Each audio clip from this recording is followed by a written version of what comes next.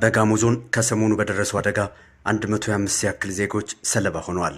ከሟቾች በተጨማሪ ቀሪ ወገኖችን ለማቋቋም ተጨማሪ ስራዎች እየተሰሩ ይገኛሉ።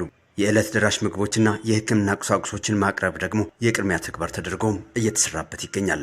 ማቱሳላ ጌዴዮን የጋጮ ባባ ወረዳ ጤና ጥበቃ ጽሕፈት ቤት ኃላፊ ናቸው። ለተጎዱ ወገኖች የሚሆን የሕክምና ቁሳቁስ ድጋፍ እየተደረገ ስለመሆኑ ያነሳሉ። አንድም የሕክምና ቁሳቁሶችም አሉ። የሕክምና ቁሳቁሶች ይገኙበታል። እንደገናም ደግሞ በናዳው ለተጎዱ እንዲሁም ደግሞ በነፍስ አድን ስራ ውስጥም ለተጎዱ ሰዎች ለማከም የሚሆኑ ቁሳቁሶችም እየመጡ ይገኛሉ። እንዲሁም ደግሞ በዚህ ውስጥም በምግብ እጦትም ሰዎቹ እንዳይጎዱ አስቸኳይ የሆነ የምግብ እርዳታም እየቀረበ ይገኛል። መንገዱ ለትራንስፖርት አዳጋች ቢሆንም ሞተር ሳይክልና የጋማ ከብቶችን በመጠቀም ድጋፉ በአስቸኳይ እንዲደርስ እየተደረገ ይገኛል። በስፍራውም የጤና ባለሙያዎችን በማሰማራት የሕክምና ተግባሩ በወጉ እንዲከወን ስለመደረጉ ተረጋግጧል። ጤና ጣቢያም እዛ በቅርበት ስላለ ቲም ተዋቅሯል። ከእለቱ ጀምሮ ከማግስቱ ጀምሮ እዛ ጋር ቲም ተዋቅሮ አስቸኳይ እርዳታ ድጋፍ ለሚያስፈልጋቸው ሕክምና ለሚያስፈልጋቸው አካላት እያደረገ ይገኛል።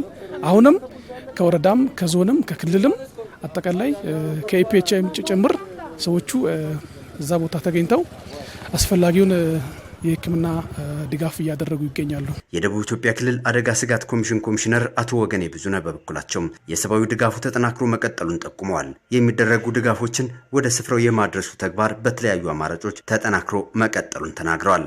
ይህንን ክስተቱ ከተከሰተ ጊዜ ጀምሮ የክልሉ መንግስትም በክልሉ ውስጥ ያሉ የዞን መዋቅሮችም መንግስታዊ ያልሆኑ ድርጅቶችም በርካታ ድጋፎችን እያደረጉ ይገኛሉ። እነዚህ ድጋፎችም የሰብአዊ ድጋፍ የሚመለከቱ ምግብ ነክ እንደዚሁ ደግሞ ምግብ ነክ ያልሆኑ ቁሳቁሶች እርዳታ የተካሄደ ነው። ወደ ዞኑ ማዕከል የደረሰውን የሰብአዊ ድጋፍ ቁሳቁሶችን እዚህ እንደምትመለከቱት አሁን ቀጥታ ወደ ተጎጂዎች የማድረሱን ስራ እየሰራን ያለ ነው። አደጋው የደረሰበት አካባቢ ድጋፎችን በወጉ ለማድረስ የመንገድ መሰረተ ልማት ችግር አዳጋች አድርጎታል። ሆኖም ግን መንገዶችን በጊዜያዊነት በመጠገንና አማራጮችን በመጠቀም ድጋፎች ወደ ስፍራው እንዲደርሱ እየተደረገ ይገኛል። አካባቢው ትንሽ የመልክዓ ምድር አቀማመጡ ይህንን ድጋፍ በአግባቡ ለማድረስ ፈታኝ የሆነበት ሁኔታ ነው ያለው። ስለዚህ ይህንን ጎን ለጎንም የመንገድ መሰረተ ልማቱን የመጠገን የማስተካከሉን ስራ የክልሉ መንግስት ከፌዴራል ጋር በመሆን በጋራ እየሰራ ነው ያለው። ግን ደግሞ ይህ የሆነ ባለበት ሁኔታ እኛም ከአካባቢው አስተዳደር ጋር በአንድ ላይ በጋራ በመተባበር የጋማ ከብቶችን አካባቢ ላይ ያሉ 2 እግር ተሽከርካሪዎችን በማስተባበር ለተጎጂው እንደዚህ የመጡ ድጋፎችን እንዲደርስ እያደረግን ያለንበት ሁኔታ ነው ያለው። አሁንም ድጋፉ ተጠናክሮ የቀጠለ ሲሆን ሁሉም በቀጣይ የበኩሉ እንዲወጣ ጥሪ ቀርቧል።